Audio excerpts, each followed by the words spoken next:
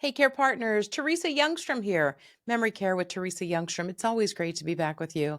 I hope you're having a good week. And I really put together a talk today that really focuses on caregiver needs. And there's no way in 30 minutes for me to give you everything you're going to need, but I really feel like I tried to put the highlights together. I hope you're getting a lot out of this podcast. We're sharing it, oh my goodness, into different countries. And it's just amazing. And that's because of you, because you like, share, and subscribe. And so I'm so blessed to be able to do this and to have the opportunity to share with you. Thanks for inviting me into your space, into your home, into your challenges so that we can help. And I'm here for you. If you need additional help, yes, there's so much free information on the website, on YouTube, Spotify, all over there. We're really doing our best to make great information for you. Information I didn't have when I was caring for my mom. I was so desperate for some great information. Of course, I found Teepa Snow, and she's incredible. But this will be available for you, and it's about 30 minutes, and it really is about care partners, care partner supports, and what are some of the biggest challenges that we face as care partners. Here we go. So again, memory care with Teresa Youngstrom. Most of you people know me, but I just want you to know that I'm an old nurse and went through this with my mom. It was a decade of decline, and this old nurse had so much to learn. And so if I can give you the first little bit of advice, it would be take a little bit of step back, take a breath, pause, and be open-minded that you might need to learn some stuff. I met another woman this weekend who's winging it. She has no medical experience. She has never dealt with someone with dementia, but her husband has this and she's trying to wing it. And I'm just here to tell you, oh, goodness gracious, this is a season, this is a journey, and it's not a 3-month adventure or a 2-week adventure. It's a long time. And I really want you to be able to have what it takes, to have the strength, have the knowledge. So let's get started. Go on to the next. So here we go. Care partner challenges with dementia care. And there are big challenges. And I just put down like 3 or 4 for you so that we can review some things because I only have 30 minutes. So get your notepads out and your pens and let's get started. Some real concerns. So we're going to go over relationship challenges when you become a care partner. And I know some of you don't see yourselves as a care partner. Maybe you just started caring for a loved one. Um, or maybe you do this for a living and you are a care partner. But sometimes I run into families and she's still trying to be the wife and not realizing that the relationship will change. And my relationship with my mom changed. And so we want to talk about that. There are some physical concerns about your person. Are they aging? Are they getting up well still? Do they need a walker, a wheelchair? Are they declining? Are there falls involved? We got to talk about that. There can be financial implications too, and or legal implications, and we're going to talk about those things and maybe give you some homework as to what you need to do in order to prepare yourself and be well prepared as you go travel into this season of being a care partner. And then there's the mental health aspect because it is challenging. It's challenging on everybody. I left some days with smiles. I left some days just in tears, and it was just a part of it. There was always something that charged my batteries up again, something she'd say or do. Something would happen. It would charge my batteries to stay in the game. But I want you guys to have great tools going into this. So let's go ahead and talk about some of these things. How about changing relationship?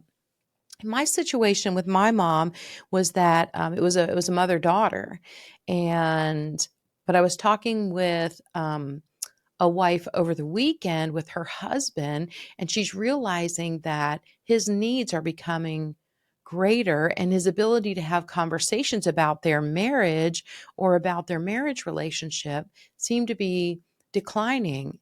And so sometimes we really need to make a mental effort to accept that and to be able to thrive in it. It was hard though. I got to tell you, you're used to going to your mom and sharing ideas and getting advice. And hopefully that's the relationship you have. And that was the relationship I had with my mom. But then it started to change and she had lots more physical needs. She had emotional needs too. And I needed to be aware of what was going on with her and see if I was positioning her to win in her daily activities. Or was I just being bossy and finger wagging her down and not being the caregiver role that I needed to have? So the roles change. Spouses, the roles change. And we're going to talk about the financial part too, because maybe you didn't do the financial part and you may have to figure that out. But just be aware that the relationship will change. You'll become more of the care partner, but you'll need to make good choices about that, because some of you are wired to be a caregiver, a care partner. Some of you are wired to help shower somebody or change their brief. Some of you are not, but you're good at the finances, you're good at organizing, you're good at maybe hiring, firing caregivers. So we got to really put you in the place where you are great so that you can thrive there. Burnout's a huge thing. And I'm going to say that a couple of times. Burnout is a really big thing. And I remember talking to one wife in a class and she said, well, I got news for you. When it gets to the point where he can't, wipe his backside, I'm done. And I just said, well, I'm glad you know where your line is, where your boundary is. And then just encouraged her to know her plan B. Because if he's not going to stay at home the rest of his life and you're just going to continue to add more care in the home, then we got to know what our plan B is and have researched and gone out and looked at. There are companies that can help you with placement, but you need to go out and look at these places, listen, smell, talk to people, and just observe what's going on in the day to day. And would that be a good fit for your loved one? And then guess what? The good places always have waiting lists. So get on the waiting list. But you can see right there the changing in the relationship.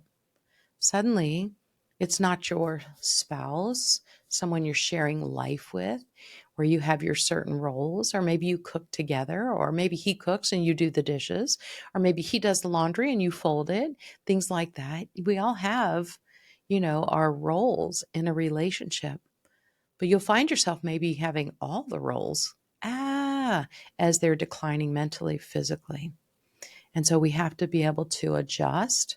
And we also need to make sure we're bringing in help ahead of the need. And we'll talk more about that. So changing relationship challenges, just know that there was a feeling of loss for me when I couldn't talk to my mom like a mother. And I talked to her more as someone I was loving on, but caring for.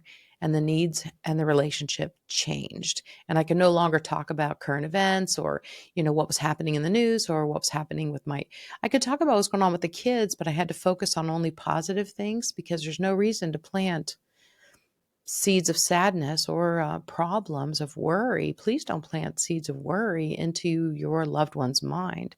I had a caregiver once that came in and just would fill my mom with the top stories in the news. And you know what that is? That's all bad stuff. And it's like, look, she doesn't know there's a war, in the Middle East. She doesn't need to know those things. She needs to know that your dog had puppies and there are 4 of them, and you're going to bring one over to see her someday and give her some moment of joy. Okay. Another challenge, a common challenge, is increased physical needs, because there are more than 120 diagnoses that give us symptoms of dementia.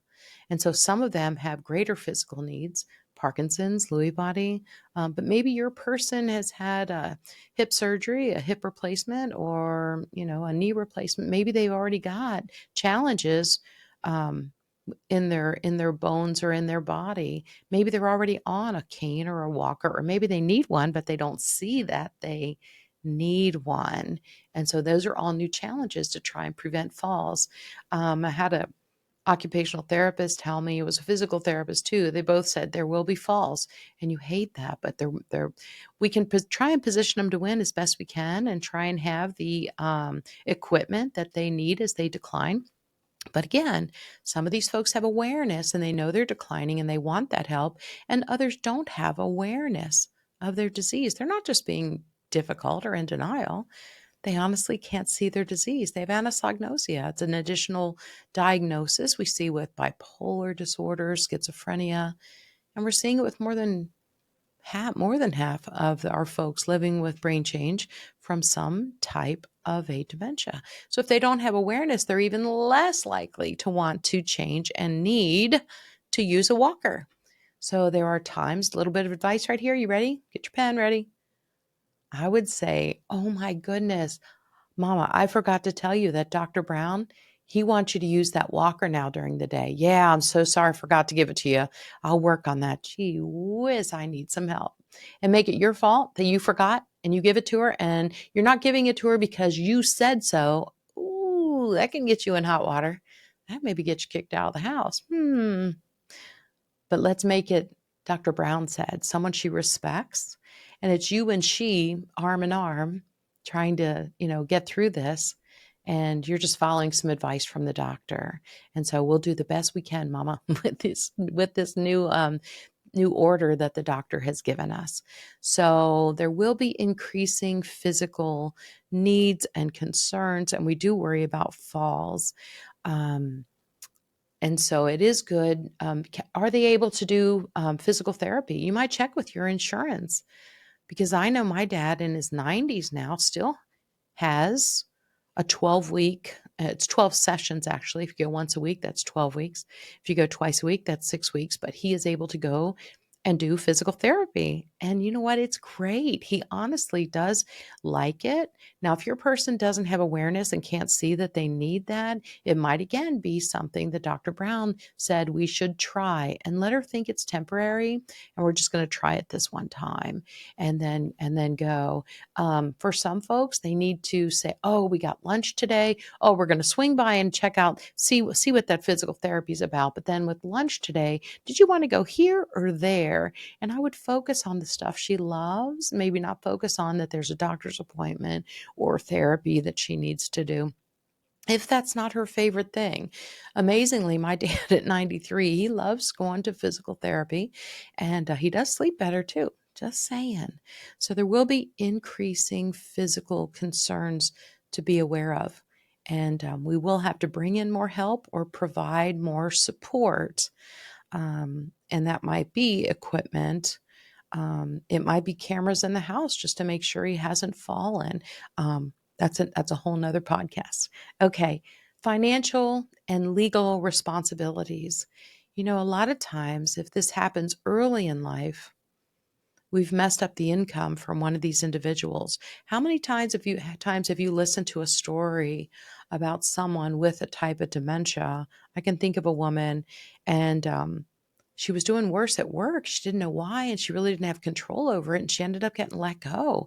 It was like, my goodness, she was so good at her job. She was highly educated and prepared, with tons of experience, but she had brain change. She had early onset Alzheimer's, and now wasn't able to do her job at the level that she needed to do it to be competent in her position. And she got warned a couple times, and boy, I mean, she would even sleep in her clothes because for some reason in the morning she would just run out of time getting ready and end up being late. She had lists on her list and post-it notes on her post-it notes, trying to stay on top of her game.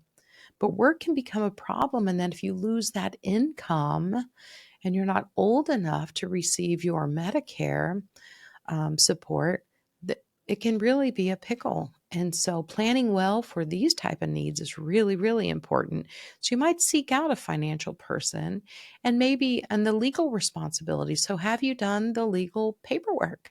Do we know the advance directives? Have we talked about before your person gets to the point where they're unable to make good choices, about how they want to, do they want chest compressions? Do they want just oxygen? Do they want just support and no equipment if they should stop breathing or their heart should stop? It's good to have those conversations, and it's good to have the paperwork done and notarized. Okay, have a healthcare power of attorney, have a financial power of attorney, but to know those advanced directives. And they're getting better in some states with those forms, that they're asking a lot more questions than just whether you want chest compressions or not. They're asking, a dozen questions about things you may or may not want. And I just want to tell you, it's so important to have those things done.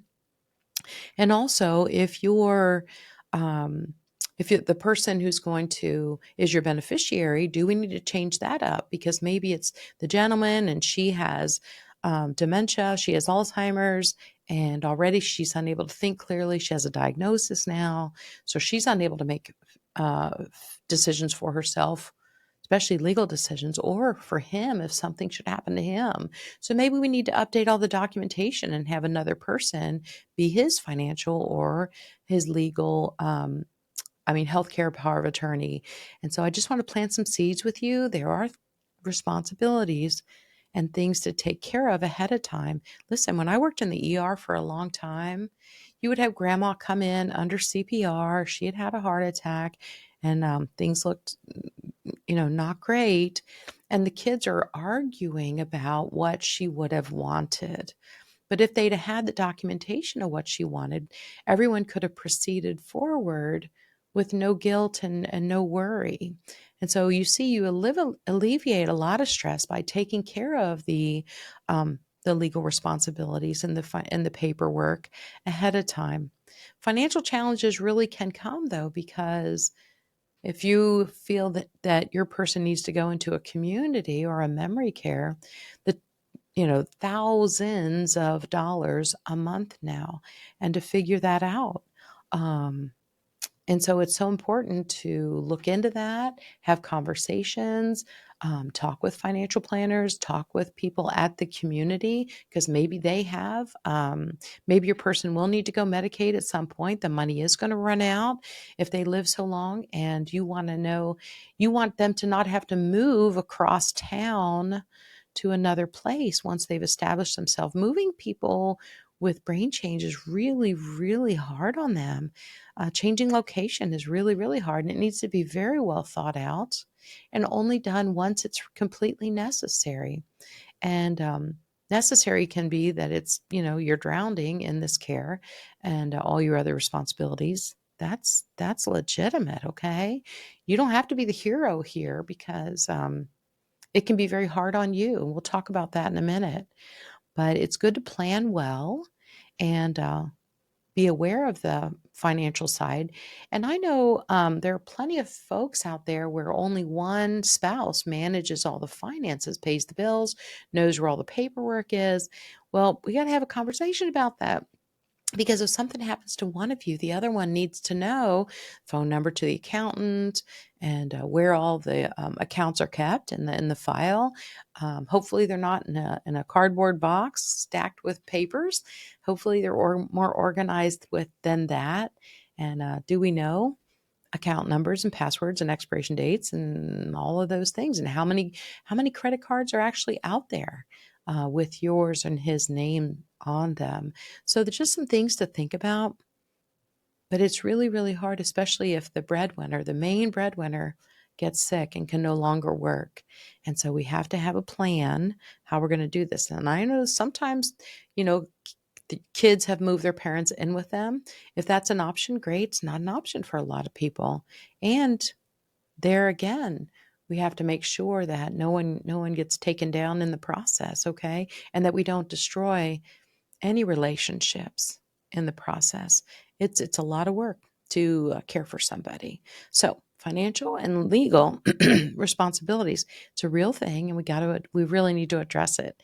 It's so important that if your person is a DNR, a do not resuscitate, and they do not want chest compressions, and they do not want, to be shocked or whatever, maybe they're 92 years old.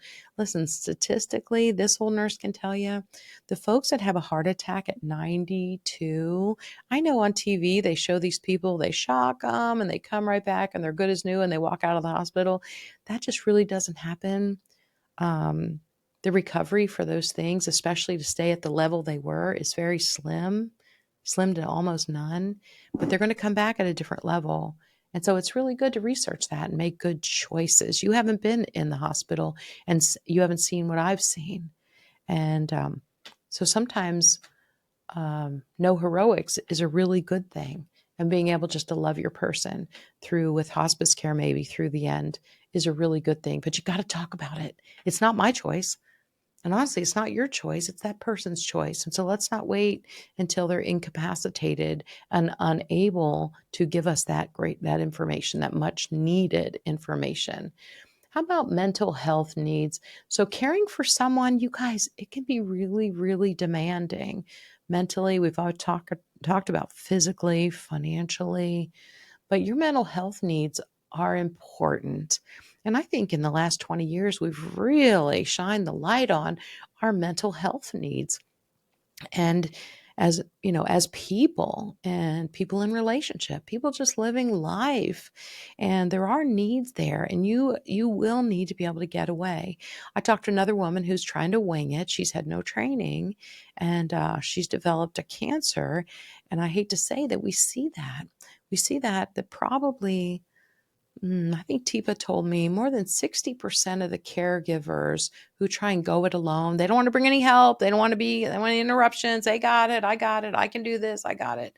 All the heroics, those folks typically get sick first, more than 50% of the time.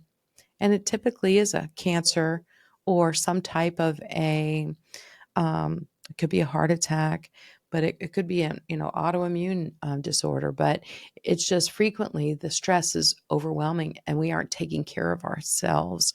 We need to get away. Listen, if you get to the point where you're caring for your loved one, maybe it's a spouse, maybe it's a parent, and you're there all the time, you can't get away because they're afraid if you leave them. Yet it's too hard physically and emotionally to take them with you everywhere, say the grocery, or anywhere you need to go, get your hair done, get your nails done.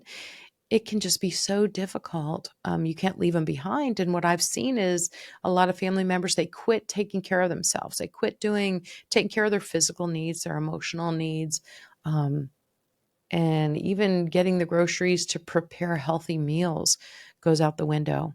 And next thing you know, we're ordering pizza most of the nights of the week. And I want to tell you, it's not good for anybody. It's not good for you. I mean, occasionally you need to throw up your hands and order pizza. Great. I'm not judging you for that. But I'm just saying, the majority of the time, we really need to take care of our own health and our own mental needs, which means we need to get away.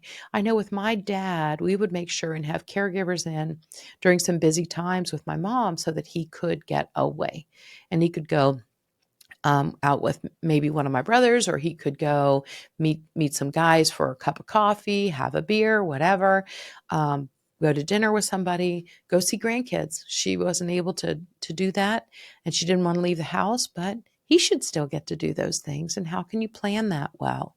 But you want to start it early. You want to start bringing help in early, because later it can be more and more difficult to bring help in. That is also another podcast about bringing help in. So, but your mental needs are so important. I mean, even seeing a counselor, guys. Yeah, I want to say yes. I want to recommend that.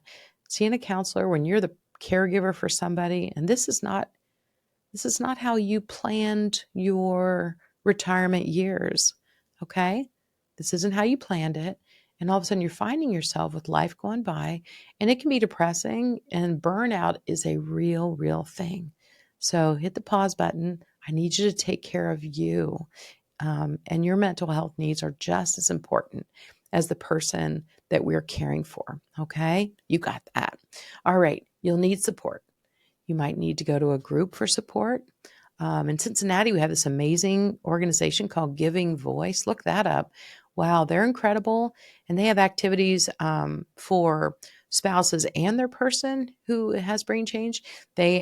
Sometimes you'll come in and there's an activity for the caregivers and one for the care partners, and then an activity for the folks living with brain change. You're going to need to bring in family members. Hopefully you've got family members or live where there are family members. But you know what? I'll have folks say there's nobody. My kids don't live in town, or I don't have kids, and there's nobody. And I just want to say, wait. Because what I found when I was putting together the calendar for my mom's care, and I needed to make sure I brought in people that gave my dad the opportunity to get some time away for himself. It was interesting. I had a couple of cousins that wanted to come hang out with mom, do a puzzle with her. I mean, we don't bring them in to do her shower, but they can certainly sit with her between lunch and dinner. during her prime times and watch the bird feeders. They may, if they're physically able, they may still be able to go for a walk.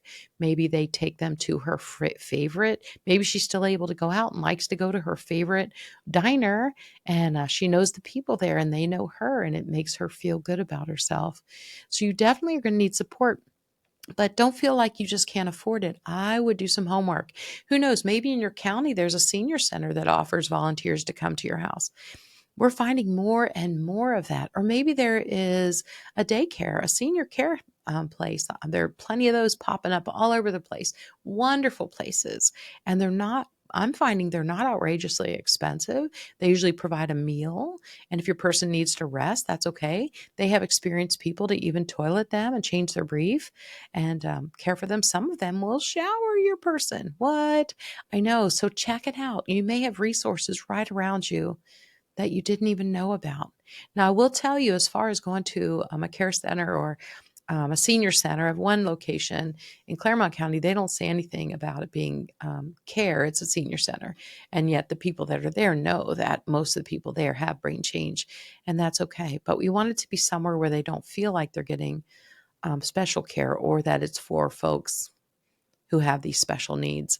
And so sometimes they'll think, oh, I don't need to go to that place. But what if you turned it around and they were looking for volunteers and they needed a volunteer? I have encouraged people to have a volunteer name tag made for their person. And you know what? If going there gives them purpose and they're helping and they're volunteering, they don't see that it's for them. Maybe they have anosognosia and they can't see their own deficits, but they feel like they're 100%. But giving them purpose in that respect can be really great. I toured another day center here in town a couple weeks ago, and they actually have in their desk drawer where you come in to register volunteer tags, little magnets they can put on someone if they need to be the volunteer that day and make that work. So get creative with that. Because I just want to tell you, it can be really, really helpful for you, for your mental health, for just support for you. And who knows, they may sleep better after doing some great activities or just socializing with other people. We're human. We need people. Need to be with people. I did have a gentleman once who kept his wife at home, and boy, he kept her safe and fed and well, and she great hygiene, and it was all great. But she had been a social butterfly, and he said to me, I think she's declining just because we're not really serving her needs for the personality of person she was. And so he found a community for her, a memory community, and he was able to, and it was just for women, and she was very excited to go there. I will tell you, though, the downside is that she did forget who he was. And but he said, you got to come see, you got to come see. She's thriving again. And boy, she was. They actually did crocheting there. She still could use her hands. She did a little bit of, they did quilting and some of these activities that women her age loved to do. And she did think he was just a friend who came by. And did that break his heart? Yeah. Did that change his relationship with her? Absolutely. I think it was hugely sacrificial on his part because he thought he was doing the right thing, just protecting her. But she was definitely not thriving as well. But she went on to live another, 5, 6 years in this community, and quite enjoyable too. She really enjoyed that season of her life. But you might need to find a support group. The Alzheimer's Association has support groups everywhere. You might check that out. You might have a family meeting and see when, your son Bob could, hang out with mom or dad, or, your daughter Jan, she maybe Mondays, she's got a couple of hours. She could come and visit with mom. And I'm just saying, it doesn't have to cost you $1 million. It can, but I want you to just get creative, but know you'll need support. We all need support. But when it comes to caring for someone who is declining all the time, you're going to have to get some support. Okay. Um, This is a journey, guys. It's not a race. And I would start planning early and go ahead and maybe get your name on a community. If you're sure that mom is not going to be able to finish out her life in your home, that decade of decline, it might be shorter, it might be longer. Everybody's different. These are people. They're different personalities, different diagnosis. But just know that it's a journey. It's not a race. And there's a lot of time involved here. It won't be perfect. It won't be perfect. So I want you to know, I want you to bring in help. I want you to be a grace giver for yourself and for your loved one. Okay. Patience can run short. So sometimes we need to take a breath before we ever come in the house and just say to yourself, whatever it looks like, whatever it smells like when I get there, how many layers of clothes she has on, if she hasn't changed her brief since yesterday afternoon, it's all going to be okay. We're going to put a smile on her face. And Mayo Clinic says they receive that your body language and tone speaks to them even more than the words that you use. Remember, they lose peripheral vision, so approach from the front and have that smile on your face and your tone is good. Mama, it's so great to see you. It's me, Teresa. And I would just tell her that when I would come to visit. But be a grace giver. It won't be perfect. Okay. Keep an open mind as you learn more and more and more about their diagnosis and dementia in general and techniques to give better care. Just know it'll never be perfect. Done. We've already written that down. Write it on your notes. Okay, this will never be perfect, but I'm just going to do the best I can with what I have. And they're going to do the best they can with what they have left. You know that? So I just hope that you will like, share, and subscribe to our podcast so that we can just continue to get this information out to more and more people. But overall, let's just bring them joy in the moment. And that's really what it becomes down to, guys. Moment to moment. That's what we're doing. But you need as much care, maybe not the physical care that they need, but you need care too. And I want you to remember that. There will be challenges as we love someone through this season, not a sentence, it's a season of decline.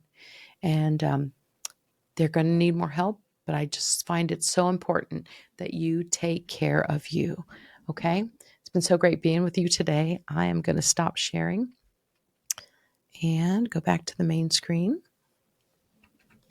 Here we go. Thanks everybody for being here today. It's been okay. It's been a pleasure being with you. I'm Teresa Youngstrom. The podcast is Memory Care with Teresa Youngstrom. We also have a website that is teresayoungstrom.com where you can find all of the podcasts available there too, plus more information. So thanks again for being here. And as always, I believe you got this.